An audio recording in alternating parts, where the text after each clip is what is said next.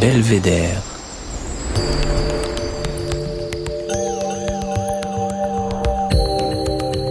Le podcast du département de l'Isère.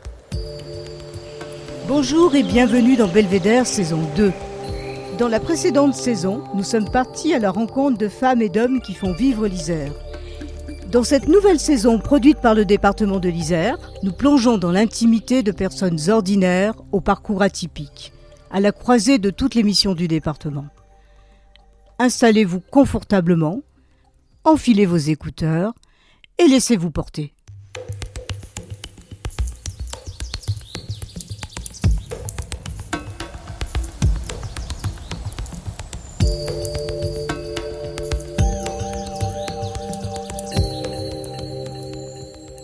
Avez-vous déjà couru un marathon ?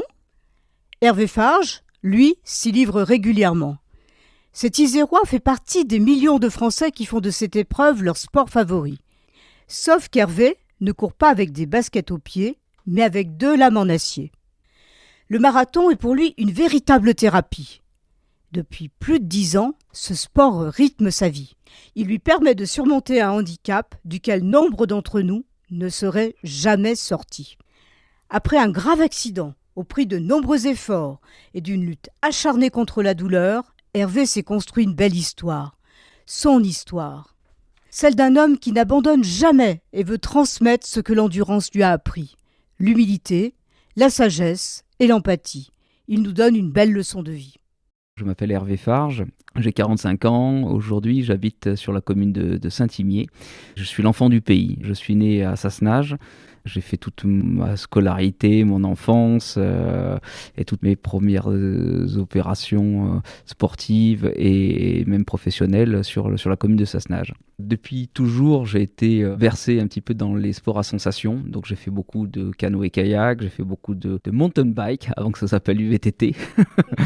On faisait beaucoup de sports à sensation, donc je me suis mis forcément sur le parapente, on s'est mis sur le deltaplane, on s'est mis sur la moto, sur le quad, bref, tous ces sports à sensation, jusqu'au jour où j'avais commencé à faire un petit peu d'aviation. Et j'ai eu un accident en 2011, donc c'était il y a quelques jours, c'était les 10 ans. J'étais le pilote, ouais. Donc j'ai décollé avec mon père de l'aérodrome d'Albertville pour direction Fréjus. Et on a eu un accident au niveau de Digne-les-Bains, un peu après Gap. Mon père est décédé dans l'accident. Et moi, je me suis réveillé après quelques semaines de coma. Je me suis réveillé à l'hôpital de Marseille. Et puis ensuite, j'ai été transporté sur l'hôpital des Sablons, à La Tronche. À ce moment-là, je n'ai pas de souvenir. Le corps est bien fait, c'est que je n'ai aucun souvenir de l'accident lui-même. Et heureusement d'ailleurs. Par contre, oui, quand tu te réveilles, sorti de ton coma, sorti de tes hospitalisations, entre 2 injections de morphine, où tu arrives à reprendre des moments de conscience, tu te... Oui, qu'est-ce qui s'est passé, quoi, comment, pourquoi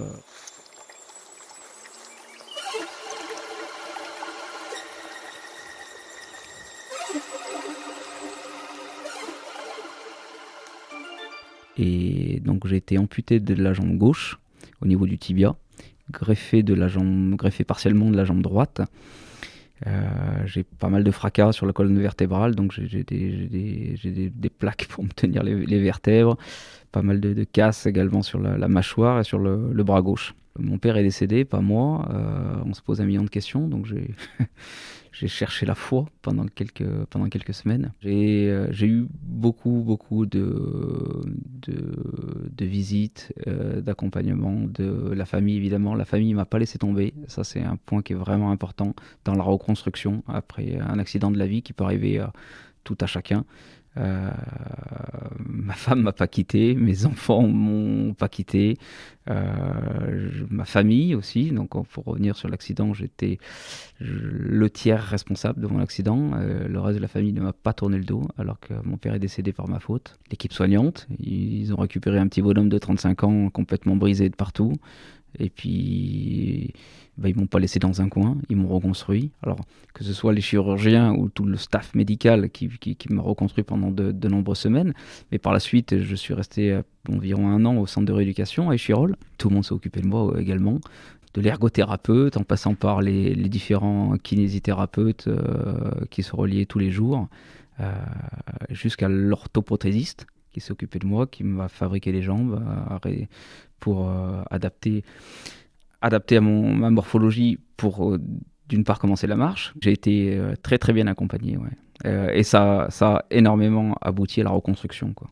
Et puis par la suite, je me suis mis à reprendre une vie un peu comme avant, avec toujours des sports un peu moins sensations, même beaucoup moins de sensations, mais des sports basés sur l'endurance. Mais dans mon handicap, il me faut une jambe pour chaque activité.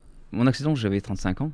Et des gens handicapés, un peu comme tout le monde, j'en avais, oui, on en voyait, quand on les croise, ils sont de l'autre côté de la route, l'autre côté du trottoir, on n'ose pas les regarder en face, on ne sait pas comment leur parler, on se dit qu'on n'a rien en commun, qu'ils ont une vie qui est bien compliquée, on a l'impression qu'on ne peut rien partager avec ces gens-là.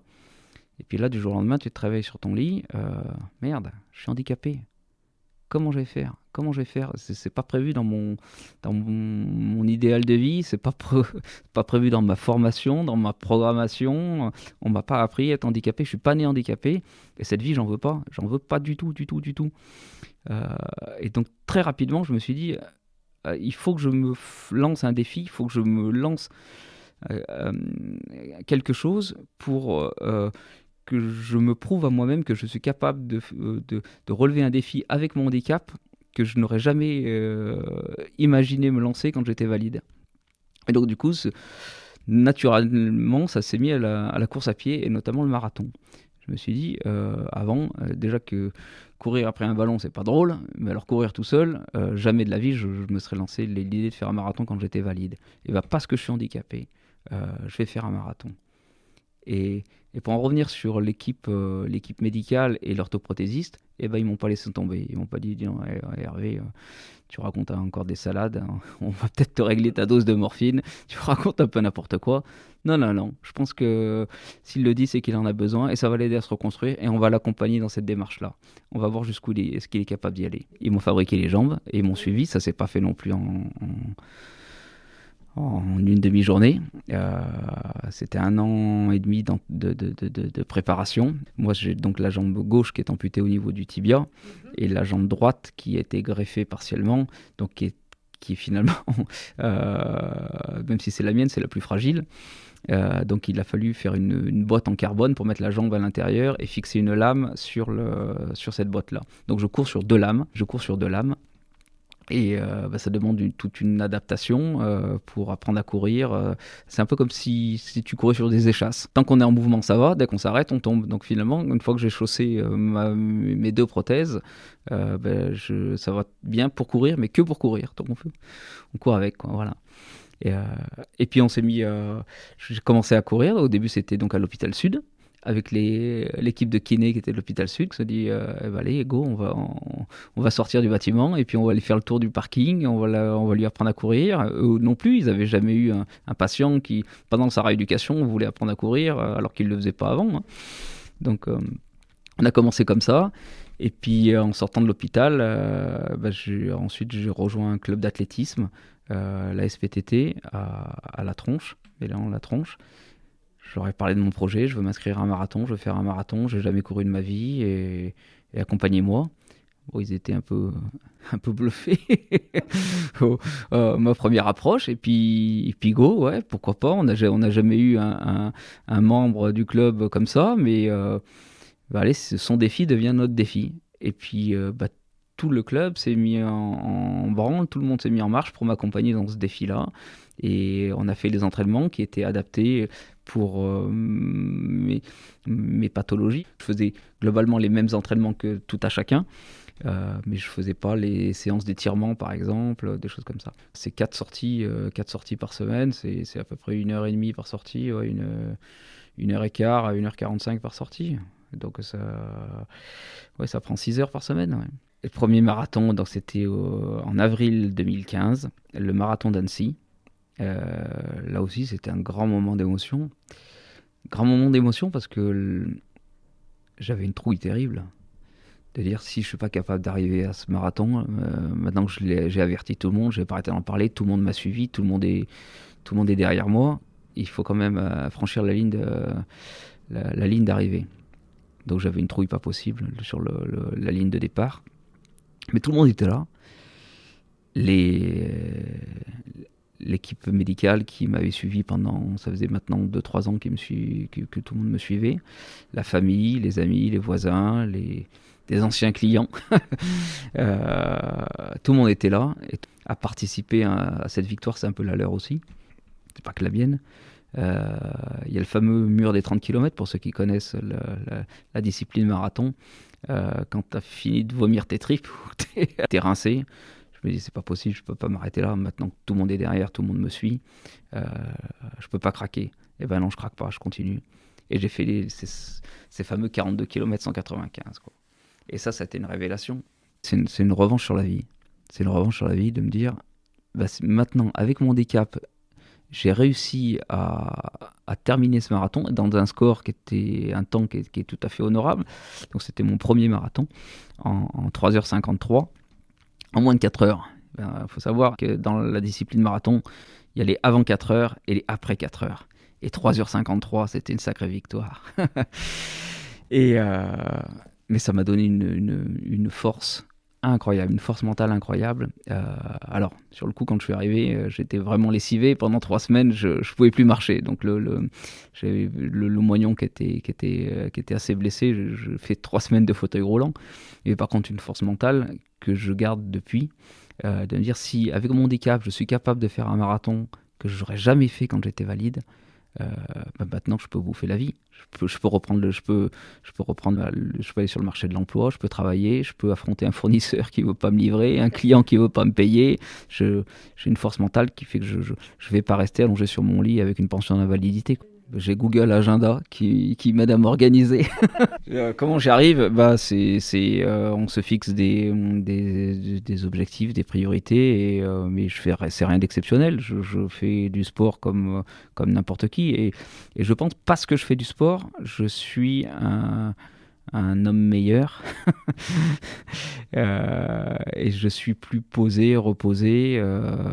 Ces entraînements répétés 3-4 fois par semaine, ça m'aide à réfléchir, à maturer mes décisions professionnelles qui sont un peu compliquées à prendre, comme tout à chacun. Mais il y a rien d'exceptionnel, faire du sport et gérer une entreprise, quoi. Fait donc le marathon d'Annecy, Paris, Lyon.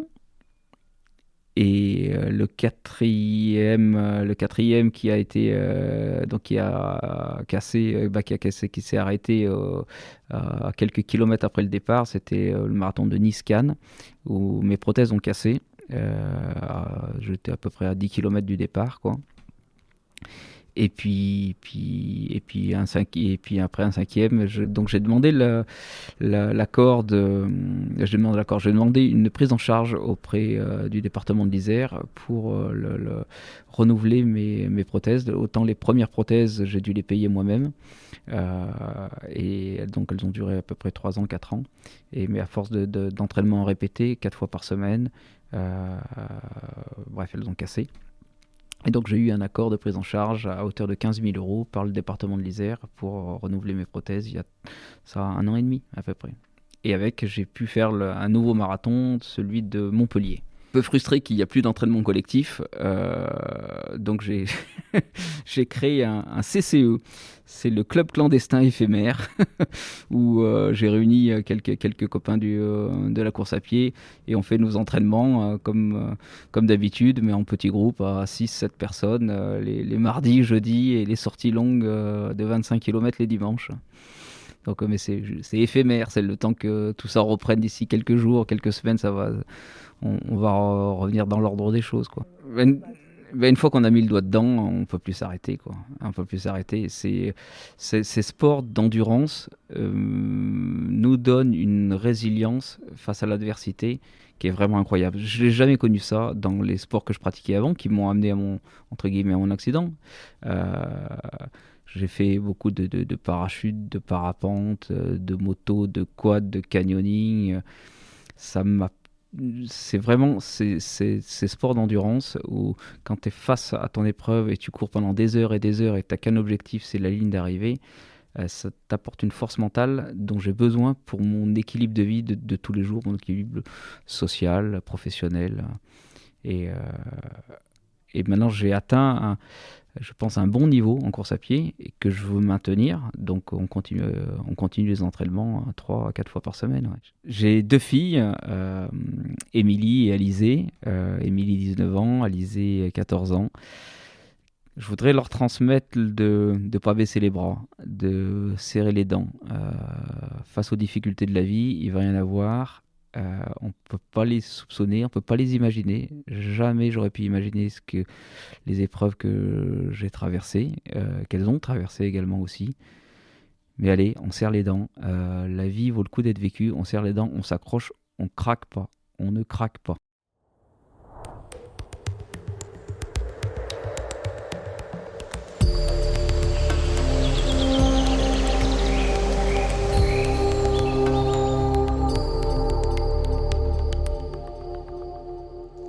Alors aujourd'hui, j'habite au pied de la Chartreuse, sur Saint-Imier.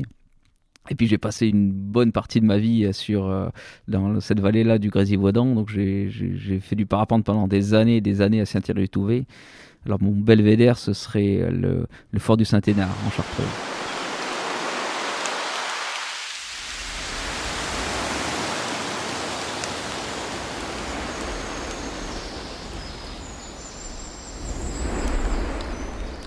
Belvédère, épisode 1, saison 2 avec Hervé Farge, c'est terminé pour aujourd'hui. Merci de votre présence et de votre écoute. Belvédère est un podcast produit par le département de l'Isère. Les propos ont été recueillis par Annick Berlioz. La réalisation est signée Émilie Vadel du studio de création sonore Scadi & Co. La musique a été composée par Denis Morin, Vague Imaginaire. Retrouvez tous nos podcasts et tous nos rendez-vous sur www.isère.fr et sur votre plateforme de podcast préférée. Vous avez aimé ? Laissez-nous 5 étoiles et un commentaire sur Apple Podcasts. Et à bientôt.